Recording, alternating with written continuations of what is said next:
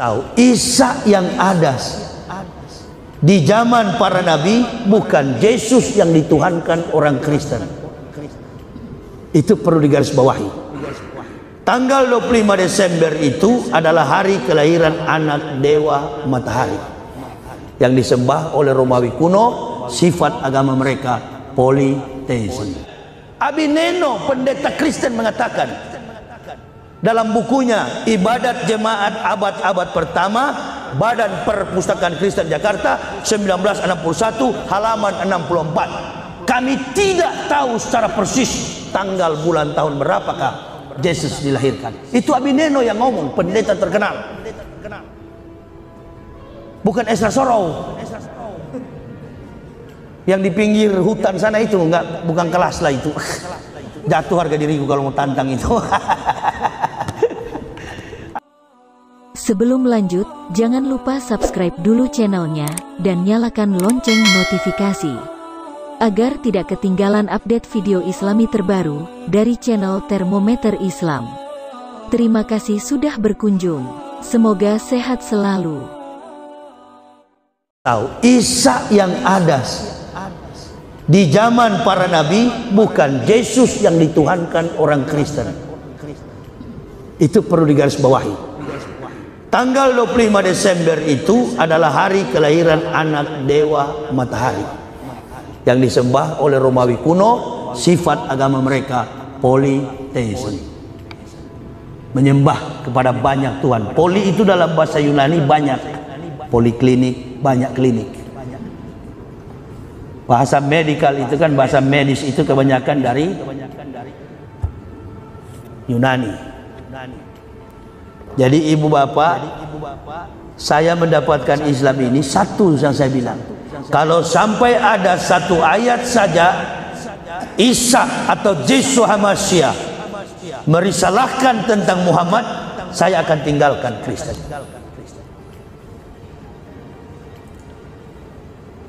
Begitu saya buka ayat ini di Al-Quran, 8 tahun saya buka tutup, Masya Allah, ini baru namanya firman. Berfirman tahun 1 sampai tahun 1441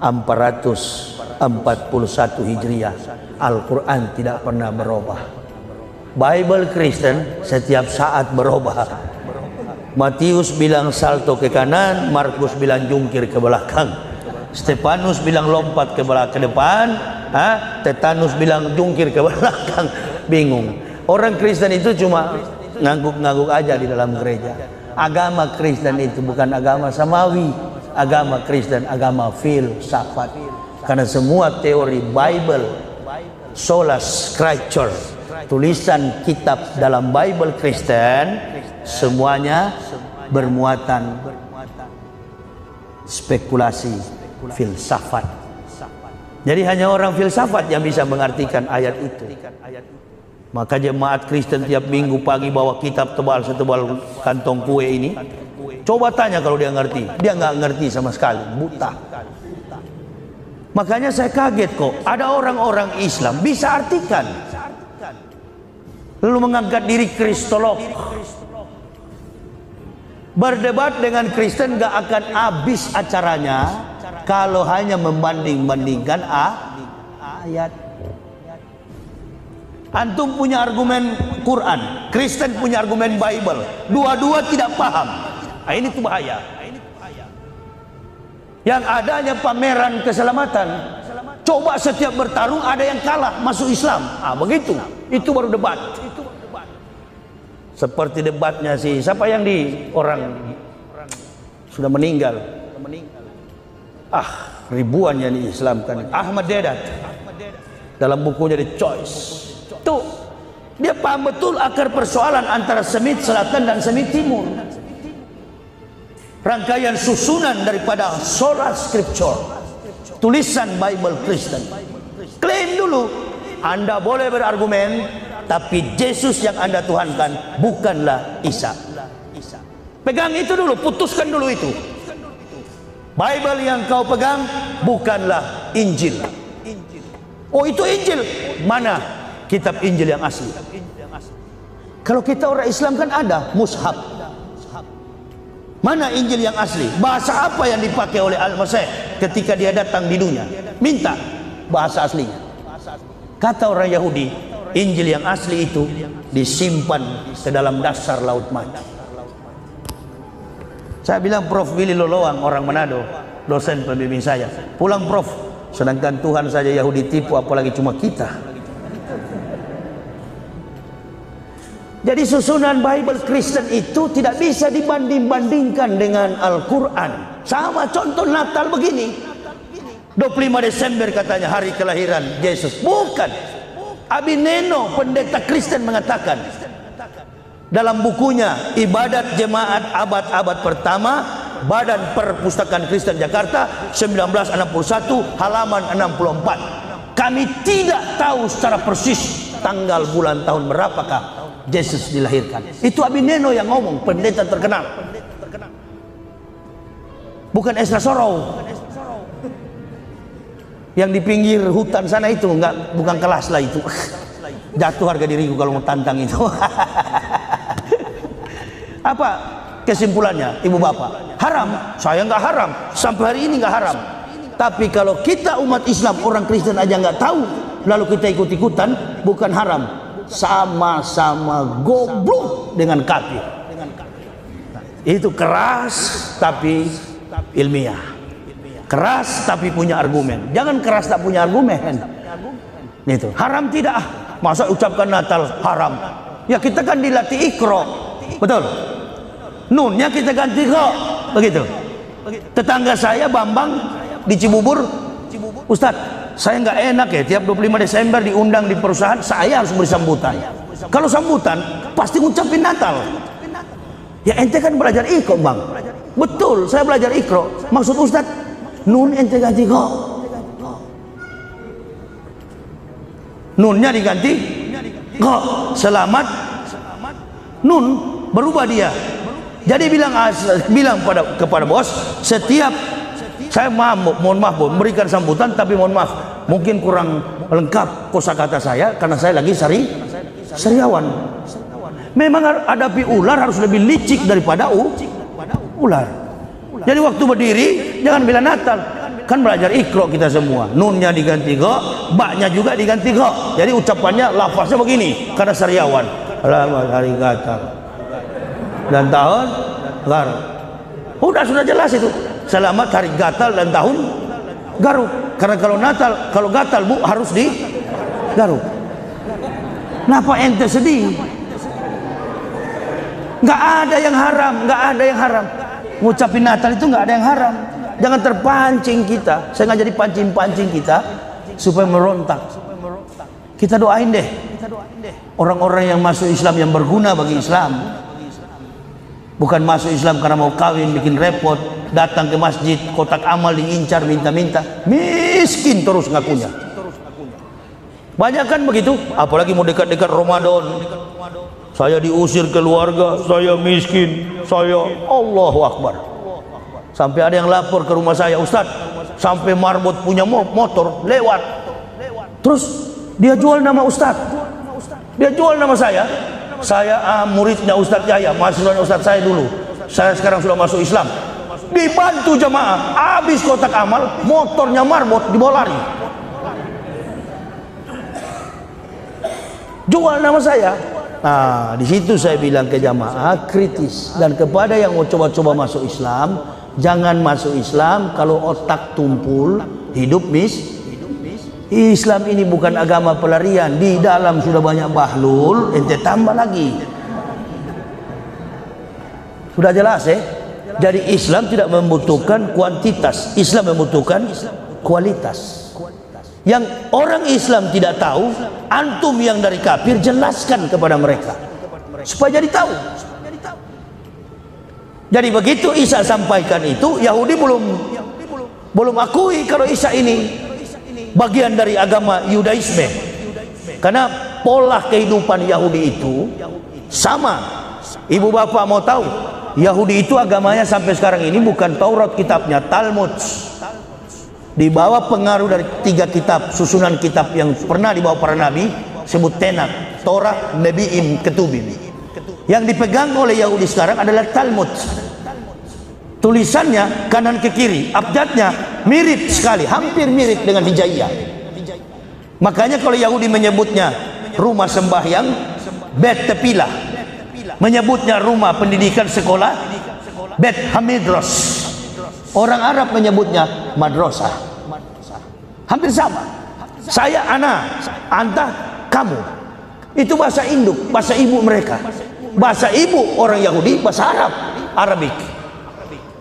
Orang Yahudi ketemu orang Arab bahasa Arab, bukan bahasa Ibrani. Alef, bet, gimel, dalet, he, waw, sayin, ket, tet, yod, kaf, lamet, mem, nun, samek, ayin, pesade, kofres, shintau. Dari mana kata Christ itu? Kok nggak ada, sedangkan abjad Ibrani nggak ada huruf C? Dari mana kata Christ itu? Dari mana? Yeshua Hamasya. Lalu dia berubah menjadi Lesos Christos. Diperkecil maknanya lagi dalam sebuah kata bentuk Yesus Kristus. Makanya saya masuk Islam. Saya takut tahun depan dia berubah menjadi Maradona. Beginilah ceramah kalau orang capek ya. Belum istirahat masih pusing saya, bawa lari mobil jauh sekali. Potong-potong Kompas saja, lah kan masih banyak. Saya sampai tanggal 22 di Surabaya. Jadi itu ibu bapak, meninggalkan kezaliman, kekafiran itu tidak mudah juga.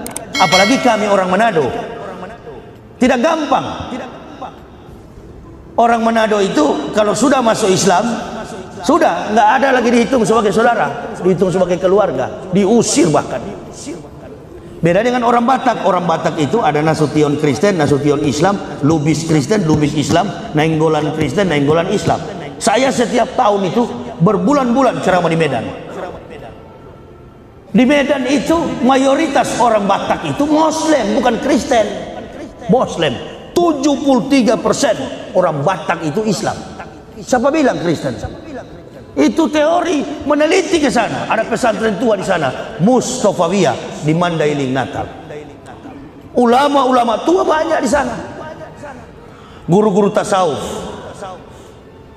Dan saya keliling Pulau Jawa, Kalimantan, keliling semua berdakwah. Dan saya paling tahu kondisi umat Islam hari-hari ini.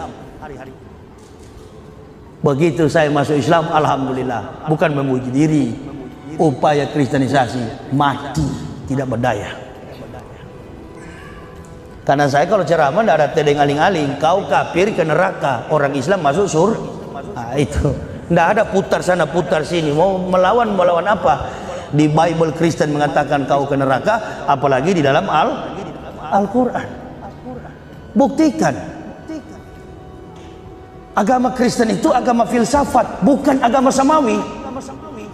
Bayangkan kiai, ustadz nasional ngomong damai Indonesiaku di TV One. Apa dia katakan? 3 katanya agama samawi, 3 agama yang bersumber dari akar agama Ibrahim. Dia sebut Yahudi, Kristen, Islam. Innalillahi. Saya nonton hari itu, ini Ustadz Kaliber ngomong begini. 3 katanya agama yang bersumber dari Ibrahim. Dia sebutkan Yahudi, Kristen, Islam. Kalau nggak tahu, jangan. Setiap Ustadz itu punya kemampuan. Saya tidak tahu soal hadis, tanyakan ke Ustadz Somad. Saya nggak tahu soal kitab, tanyakan kepada Mbah Yai yang ada di Pulau Jawa ini. Saya nggak tahu soal umroh, saya nggak tahu soal amalan Islam, tanyakan kepada ustadz-ustadz lokal. Tapi terkait dengan kisah tentang kekafiran Isa, Ibrahim, Sulaiman, David, itu Moses, tanyakan ke saya. Itu bidang saya. Bagaimana Kristen dan Yahudi masuk ke dalam? Betul Yahudi kitabnya dulu Taurat. Tapi Taurat itu bukan dalam bentuk kitab, bukan dalam bentuk manuskrip, bukan buku. Taurat itu dalam bentuk 2 loh batu.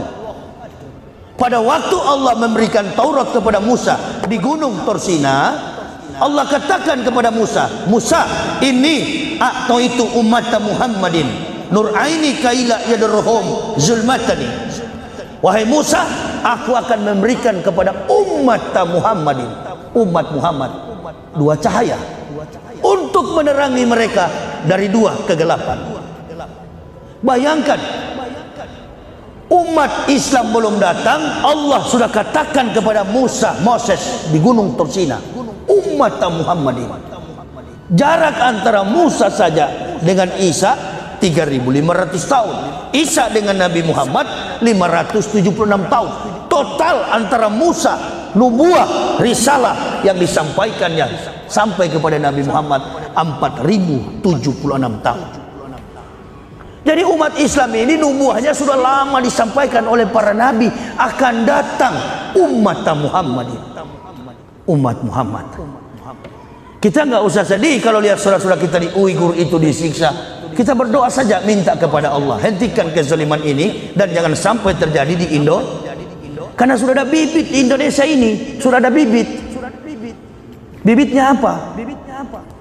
Mengadu domba antara ulama A, ulama B, organisasi Islam A, organisasi Islam B.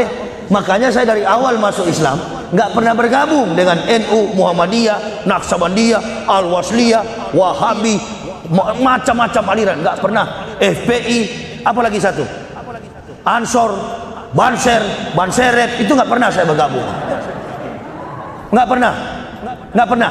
Kemana-mana saya sendiri berdakwah, sendiri, cuma dengan bini anak. Dari dulu masuk Islam sampai hari ini, dan nggak pernah minta orang Islam bela, cukup doa. Nggak pernah. Mana ada puluhan ribu yang masuk Islam? Medan sana itu sudah mulai banyak orang yang tertarik dengan Islam karena menerangkan tentang Islam, bukan menerangkan mazhab Islam. Kafir itu pintar sekali, hancurkan Islam pakai orang Islam.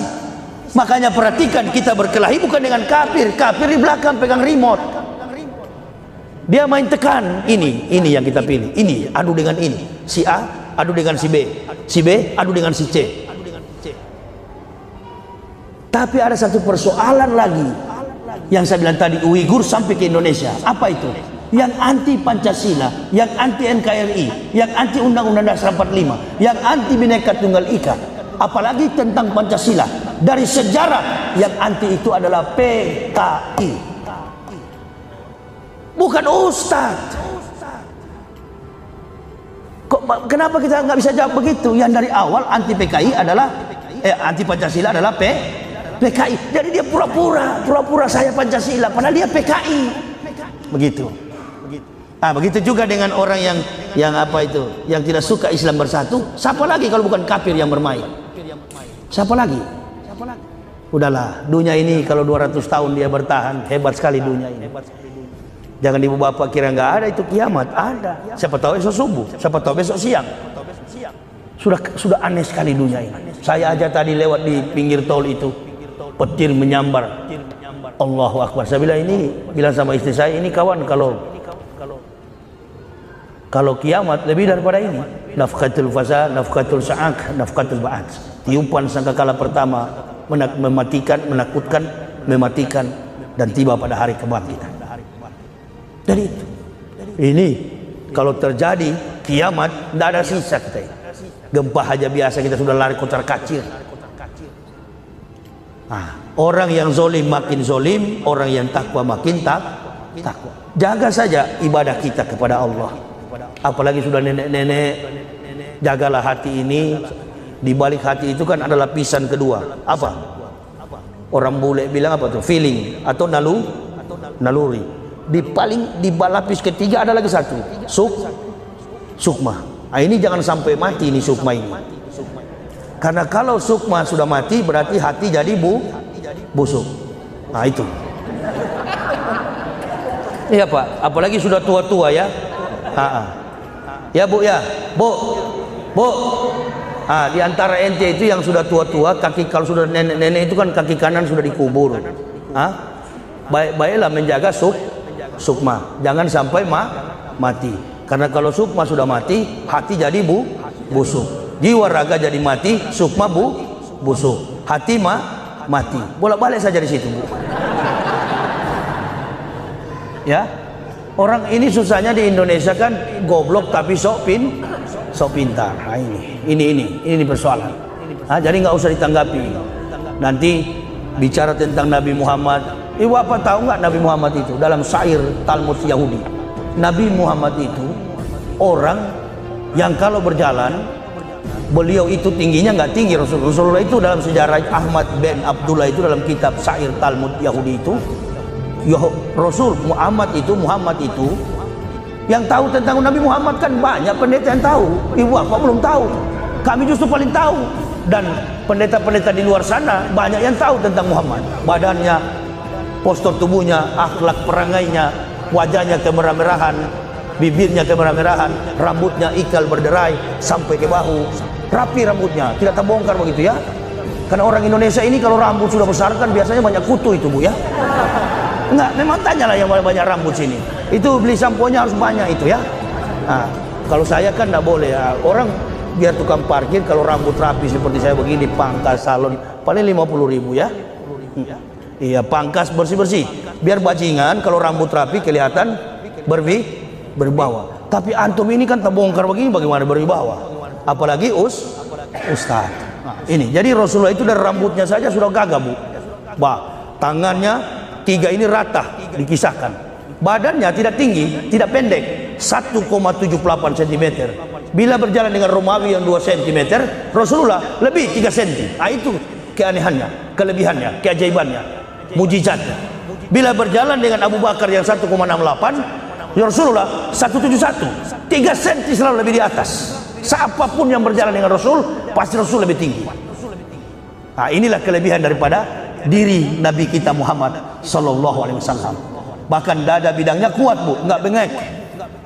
Jadi kalau ustadz itu sudah datang sudah bengek duluan, udah suruh pulang aja bawa ke rumah sakit. Datang sudah batuk-batuk, diri sudah lemes, itu coba pulang lah. Ini baru ceramah, belum kalau pimpin perang, udah lari paling belakang ini. Kan begitu. Saya kemana-mana setelah Muslim ini mengendarai kendaraan, mobil cuma dengan bini anak, nggak ada pengawal, nggak pernah pakai pengawal. Bahkan pengurus masjid sering tanya, mana ustadz pengawal? Itu lagi tidur bodyguard saya. Siapa namanya? Ibnu. Mana? Dia intip ke mobil. Nggak ada ustadz, cuma anak 2 tahun. Ya itulah pengawal saya, bodyguard.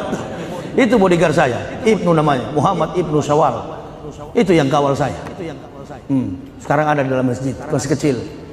Ikut, takut apa? Kok takut nanti di ini orang Kristen bagaimana Ustaz? Oh nggak pernah, cuma 17 kali dilempar batu.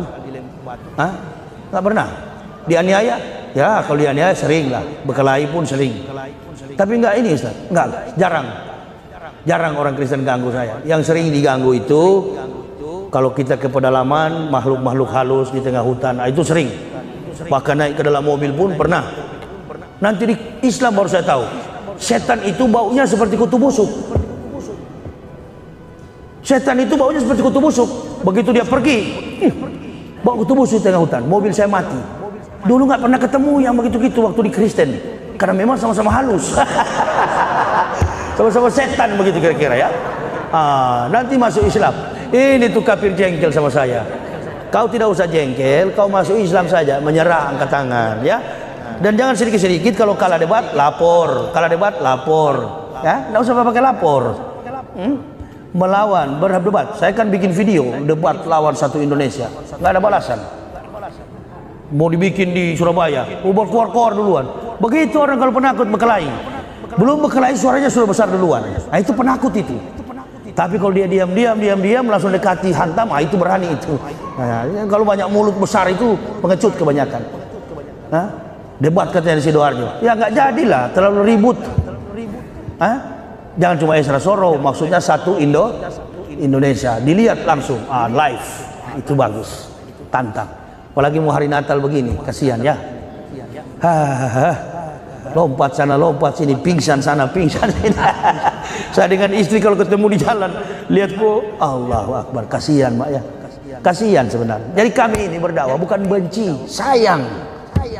Marilah masuk Islam. Tidak ada yang mau berkelahi dengan kalian. Masuklah Islam, selamat kalian. Tapi juga jangan semua. Kalau semua sudah masuk, siapa yang jadi kayu api, kan begitu. Susah juga bakar nasi, bakar apa air, merebus air, tidak ada kayu bakar. Itulah tadi Al-Quran mengatakan, inna atatna lil kafirina salasila wa aklalau wa sa'ir. Kami sediakan, kata Allah, bagi orang kafir adalah belenggu, rantai dan neraka yang menyala-nyala. Saya kira ibu bapak, ini sudah malam, saya juga akan beristirahat. Saya baru tiba dengan anak istri, belum istirahat kami dari pagi, bahkan dari subuh.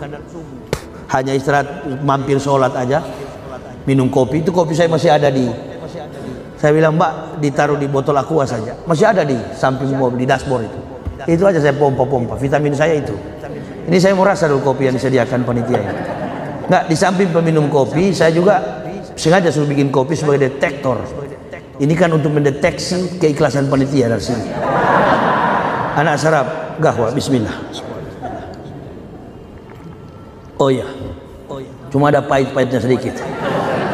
Artinya mungkin kenapa cepat sekali ceramah, mungkin begitu.